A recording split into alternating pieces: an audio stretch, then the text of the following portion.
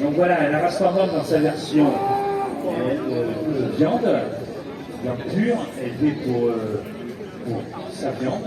Et vous avez l'autre version que vous connaissez tous, qui est la version laitière, où la race normande, qui s'est nettement améliorée au niveau des volumes, eh bien, possède une qualité de lait exceptionnelle, avec un taux de butyreux incroyable.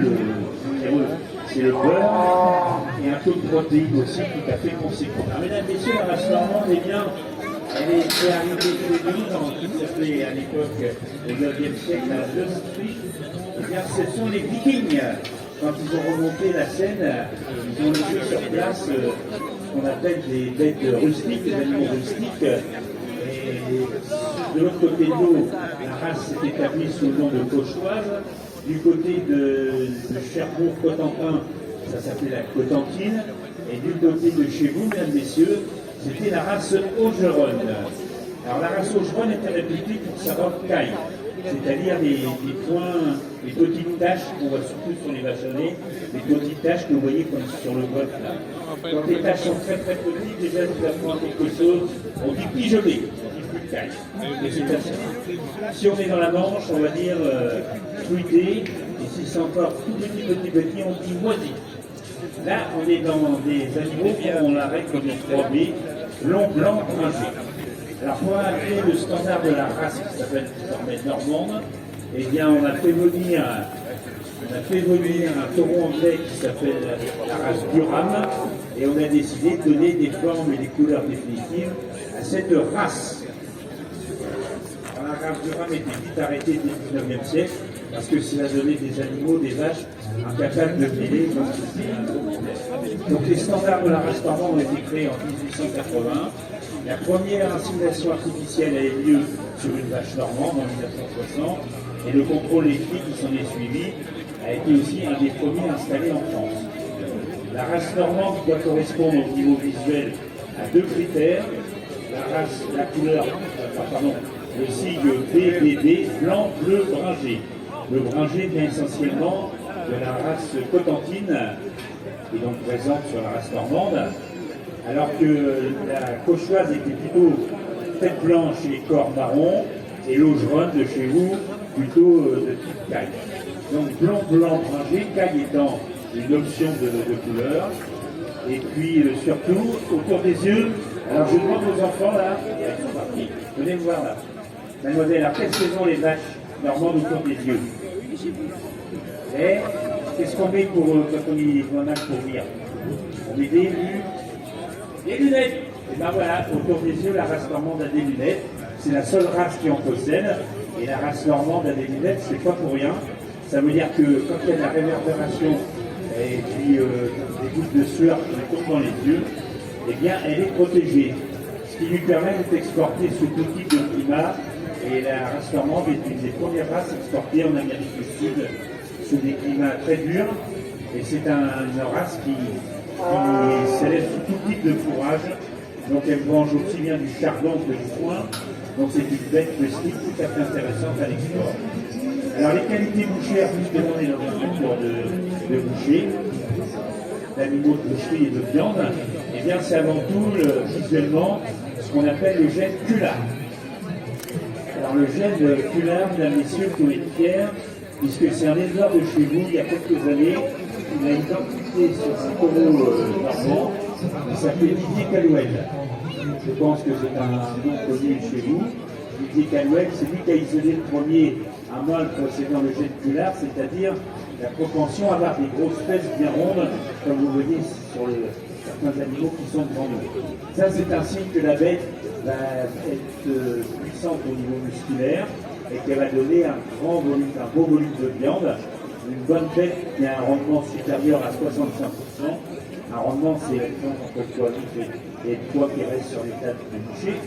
Et bien 65%, c'est un très bon rendement. Mais c'est pas tout. La race normande bénéficie aussi d'une qualité de viande exceptionnelle. N'hésitez pas à demander à votre boucher, surtout pour Pâques, là, un bon morceau de race normande. La race normande est goûteuse, la race normande est persillée à souhait. Je reviendrai sur le persillage, le gras qui se met dans les muscles. Et surtout, Elle a une grande viande exceptionnelle. Et la race charolaise qui avait dans son patrimoine la forme cularde, eh bien, dès 15 ou 16 siècles après, on se rendait compte qu'elle avait un bon potentiel de viande et que les riches, les nobles, pouvaient acheter de la viande, manger de la viande dans les grandes cheminées du château de Versailles. Le premier éleveur qui a monté avec sa race charolaise du centre de la France, de Bourgogne, eh bien, il s'appelait M. Mathieu et il venait du village de Hoyer. Il a mis 14 jours pour se rendre à Poissy. Poissy qui est à côté de Versailles. Et là, les bêtes ont été remises à l'air 15 jours et elles pourraient être abattues après et être consommées au château de Versailles. Évidemment, les gens du peuple, les manants, comme on dit à l'époque, ne mangeaient jamais de viande. En vérité, c'est les Anglais, la guerre 14, qui nous ont appris à manger du beefsteak. Avant, le Français ne mangeait que des viandes bouillies. On avait une vache ou deux à la ferme, on mangeait la viande bouillie comme la vache était tarie. Jamais on aurait eu l'idée d'éviter sa viande. Le charolais, en plus, avait une fonction de traction. Il servait à tirer la charrue, le charolais, compte tenu de sa musculature et de sa puissance. Et c'est des aplomb très bas, centre de gravité très bas, très apte au travail. On les attelait avec un joug et on allait travailler avec ses nœuds. Les chevaux étaient réservés ou à la guerre ou à la chasse, et encore que pour les nobles. Les pauvres paysans n'avaient que des nœuds pour tirer la charrue. Alors vous voyez devant nous les femelles là, ont manifestement ce qu'on appelle le gène culard. Et ils ont le gène culard dans leur patrimoine génétique depuis la nuit des temps. Alors le gène culard que vous voyez là, c'est donc le globe. La culotte, on appelle ça, la culotte. La culotte doit être bien descendue sur les aplomb et on dit que la queue doit être bien placée dedans. Donc une queue bien placée dans la culotte, ça fait une belle bête. Alors, bien placé dans la culotte, ça veut dire quoi? Ça veut dire qu'il faut que la queue soit bien détachée, pas noyée dans le bras, et que les deux bosses à rhomestec de chaque côté soient bien mises en évidence. Au bout de la queue, je vous dis pour les enfants qui retiennent quelque chose, au bout de la queue, on appelle ça le toupiné. Le toupiné doit toujours être bien propre. Donc, quelle est l'origine du charlet? Je vais dire l'origine romaine. On se souvient souvent des images creuses avec le pape et un peu blanc à ses côtés. Mais la vraie origine, c'est le centre de la France. Donc à l'origine, c'est le charolais. S'écrivait avec deux L.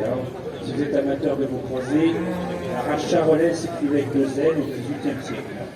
Mais il y avait deux rameaux à côté qui s'appelaient le Brionnais, race blanche aussi, et le Nivernais. Donc au début du 19e, mi-20e jusqu'à mi-20e, on a recroisé ces trois rameaux, charolais, brionnais et nivernais, sachant que le nivernais avait aussi profité un peu de la race du rame. Donc on a recroisé tout ça pour créer qu'un seul vocable, la race charolaise, qui du coup a perdu un L. C'est-à-dire que maintenant charolais s'écrit avec un seul L. Sauf pour les moutons, il y a des moutons là présents. Le mouton continue à garder ses deux ailes. Donc voilà l'origine de la race charolaise. Alors parfois il y a des races blanches qui sont fromantes. Quand elles sont fromantes, c'est-à-dire un peu roses, ça veut dire qu'elles ont gardé aussi un caractère récessif d'une race rustique qui était dans le Morvan. Le Morvan, c'est la Bourgogne. Donc c'est des petites montagnes qui existent au centre de la France, où il y avait des bêtes de montagne, des bêtes laitières, des reproducteurs, qui s'appelaient la Rouge du Morvan. Donc la Rouge du Morvan est dans les origines aussi du charolais. Et de temps en temps, le caractère récessif ressort, et on retrouve des charolais avec une couleur légèrement froment, légèrement rose.